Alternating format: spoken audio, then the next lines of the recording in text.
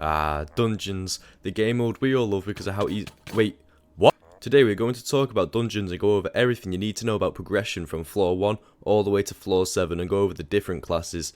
We will be showing you which weapons you should be working on getting, what armor, and also the benefits are from dungeons. Dungeons is one of my favourite parts of this game, and I am on road to Cat 50, just like I am on the road to 2k subscribers, so let's help each other out, please. Anyway, let's get straight into it. First of all, let's go over the classes and go over what you need to do within that class. So starting off with tank, if you are picking tank then you need to know one important thing: don't die. I've had countless experiences where I'm completing an F6 or an F7 and our tank dies, and well, you know what happens after that. Now you could say this is a skill issue on my end, but no. So one of the most important things you need to remember is EHP. This is your effective health, which takes into consideration your health and your defense. I will show the formula here. If you follow this as a tank, you won't get those 11-year-olds saying that you're fruit and also everyone spamming kick tank. So if you're going to choose a tank, or already have, it is important to know the role and what you are doing, otherwise you can find yourself clueless why no one likes you. Your main job is to stay alive so you can eat the majority of the hits so no one else dies. Remember, EHP. Mage is a top 3 class, if you have a hype. You'll be okay using the likes of a Spirit Scepter or a Flower of Truth up until around F6, however once you hit F7 and the Master Mode, Mage needs a hype, so the progression goes from low entry level to needing 1.6 billion coins. Overall, Mage's job is to just do damage and to help clear and do secrets. Once hitting F7 though, Mage could help the team by having something like a Bonzo Staff so they could grab crystals easier in the first stage of the boss room. Healer is very similar to tank. The healer's role is to help keep everyone alive, so they will also need a good EHP. They have the ability to heal the team, however as the floors progress and players are stronger and stronger, a tank is more required, however healers are not useless. Everyone is after no dupe parties, they is the best for the class abilities and class XP, so you can help keep the team alive and almost always guarantee a spot in a team. Archer is the second best class in my opinion, and it can be a good class because you can keep distance. Since you'll be using a bow and you can keep quite a bit back, you will not take as much damage. Once hitting the higher levels with Archer, you become a very valuable member of the team, as using a Juju to clear rooms whilst everyone else is doing secrets is essential and what every team does unless there's a hype mage. So learning your role as an Archer early is important and can help make you an asset rather than a liability. You should focus on working on your damage so you can one-shot mobs on your floor. Once you can do that, you should acquire the strongest short bow you can, or just grind for Juju. Or pay for carries like I did, but then your job is to clear. In the lower floors, having someone who can clear rooms fast will save a lot of players from dying, so keeping your team's overall score up. Now for Berserk, my favourite class, the best class for progression, and the one that I play. Berserk is the best class for progression because it means that there's so many options that you have. The class buffs melee damage. This means any sword, axe, or emerald looking thing. As a Berserk, your job is to deal a lot of damage, so you'll be dealing with mini bosses, clearing some rooms with the new swipe feature, and doing secrets. It is important as a Berserk to use the Ragnarok ability when fighting mini bosses that may kill you, as the little buddies of yours do a nice bit of damage and you gain a huge speed ability. Before you start your dungeon's career, Mort will require you to complete the entrance floor. For this floor, any decent armor and weapons outside of dungeons will work fine for this floor, as there is no boss fight. Some good examples of armor sets and weapons could be most dragon armors, glacialite armor, and werewolf armor. You could do entrance with ender armor, however before floor 1 you will need to change it. Some good weapons include the aspect of the end, or the aspect of the dragons, the artisanal short bow, the hurricane bow, and the runan's bow. Once completing the entrance floor you will be awarded 1 catacombs level. This grants you the ability to use rotten armor.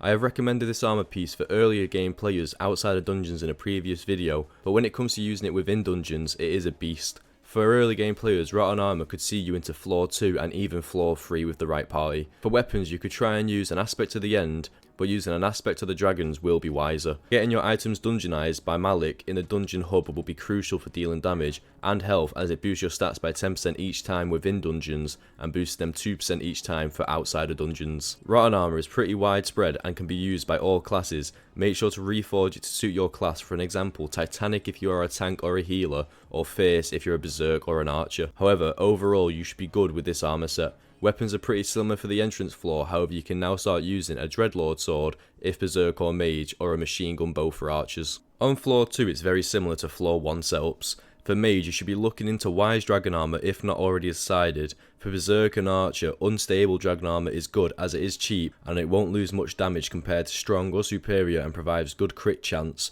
and Rattan Armor can still be viable. For Tank and Healer, you should be looking at Old Dragon Armor or any armor that you find that will provide the best EHP. For weapons here, Mages could be looking into the likes of a Bonzo Staff, which can be obtained from the first floor.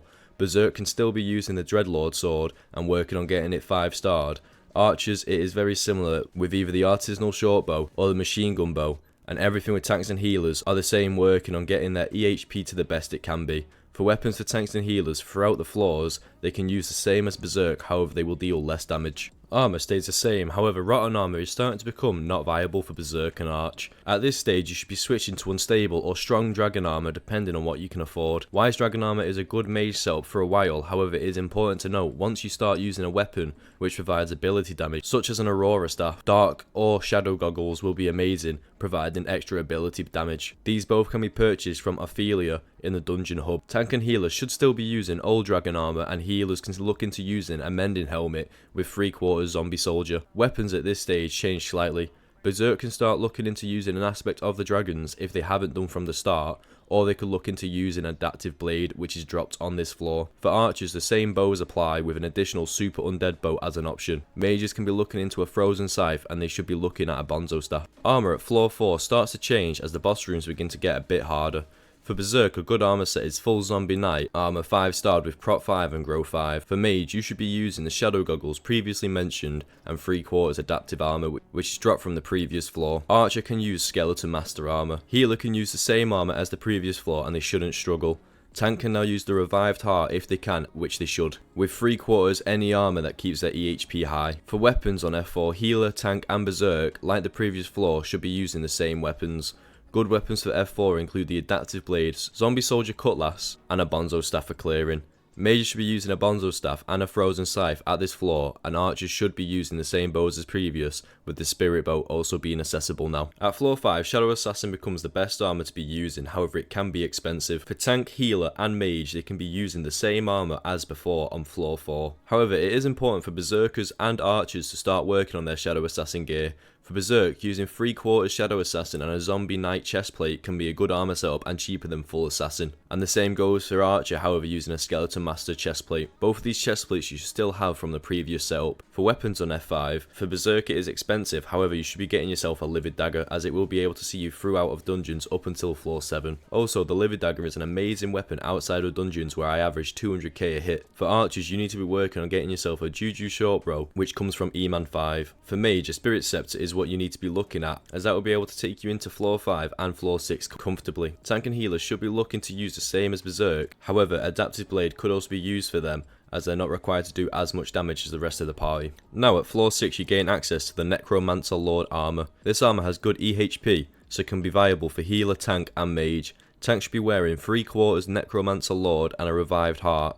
Healer should be looking at 3/4 Necromancer Lord with a Mending Fedora. Berserk and Archer should be using full Shadow Assassin, and Mage should be using 2/4 Necromancer Lord, a Wise Drag chestplate, and Shadow Goggles. Here, Tank, Healer and Berserk need to be using a Livid Dagger. They should also have a FOT to clear rooms.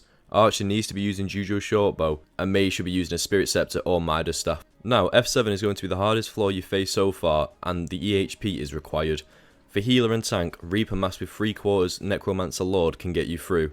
For Mage, Wither Goggles and 3/4 Necromancer Lord. For Berserk and Arch, you need to be using full Shadow Assassin, however if you struggle, I use 3/4 Necron with a Reaper Helm will help you survive. For weapons, Healers and Tanks should be using the Axe of Shredded and could have a Shadow Fury.